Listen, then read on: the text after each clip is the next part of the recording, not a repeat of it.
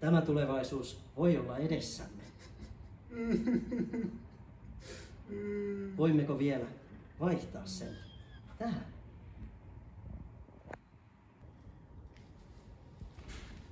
Oi viisas metsän insinööri, voiko tämän tilanteen vielä korjata? Kyllä voi. Yhdessä. Yhdessä.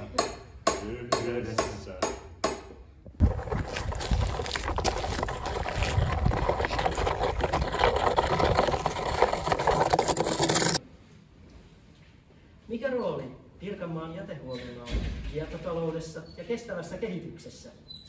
Toimivalla jätehuollolla on merkittävä rooli kestävän kehityksen ja kiertotalouden tavoitteiden saavuttamisessa.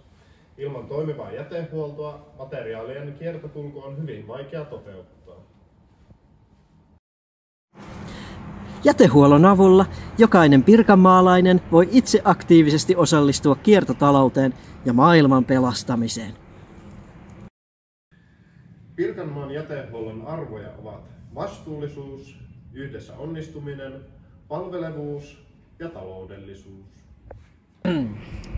Kiertotaloudessa mikään ei päädy lojumaan kaatopaikalle. Pirkanmaan jätehuolto hyötykäyttää jo 99% saamastaan materiaalista ja arvioi ja tutkii jatkuvasti toimintansa vaikutusta ympäristöön.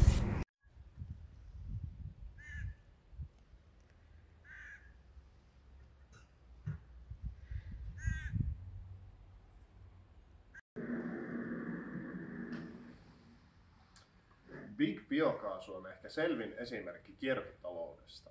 Pirkanmaan kotitalouksien biojätteestä tuotetaan Nokian Koukkujärven biomyllyssä biokaasua. Biokaasua käyttävät muun muassa jäteautot, jotka hakevat lisää materiaalia biomyllyyn. Omaan autoon biokaasua voi tankata esimerkiksi Koukkujärven jätekeskuksella.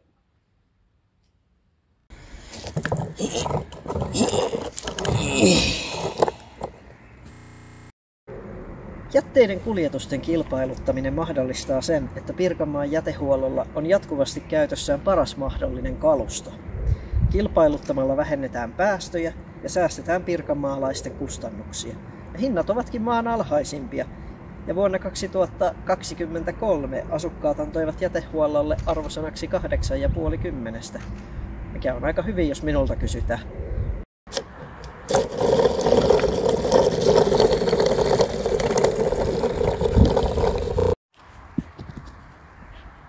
Pirkanmaan jätehuolto on mukana useissa tutkimusprojekteissa, joiden tarkoituksena on muun muassa edistää muovien kestävää kulutusta ja kiertotaloutta.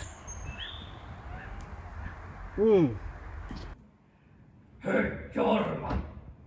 Mitä? Ehkä me voidaan vähän auttaa tässä. Ja missä? Siinä mitä nuo tekee. Tuo niinku kestävä kehitys ja kiertotalous. Niin. Sehän on meidän koko elämän tarkoitus tämä kierto. No se on kyllä ihan totta. Näin on jälleen. Pirkanmaan jätehuolto omistaa noin puolet Tammervoiman hyötyvoimalasta, jossa muun muassa kotitalouksien sekajätteestä tuotetaan sähköä ja lämpöä. Yksi pussillinen sekajätettä tuottaa tarpeeksi energiaa 7 minuutin suihkuun.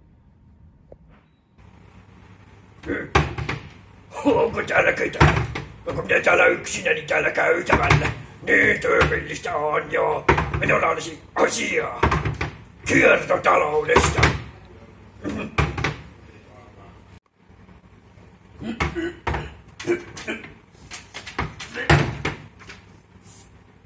Mikäs täällä on? Toimiva jätehuolto on ihmisläheistä. Pirkanmaan jätehuolto tarjoaa koulutuksia yrityksille ja ryhmille. Nettisivut on suunniteltu saavutettavuusstandardit huomioiden. Roskapönttöihin voi myös tilata pistekirjoituksella tehtyjä kylttejä.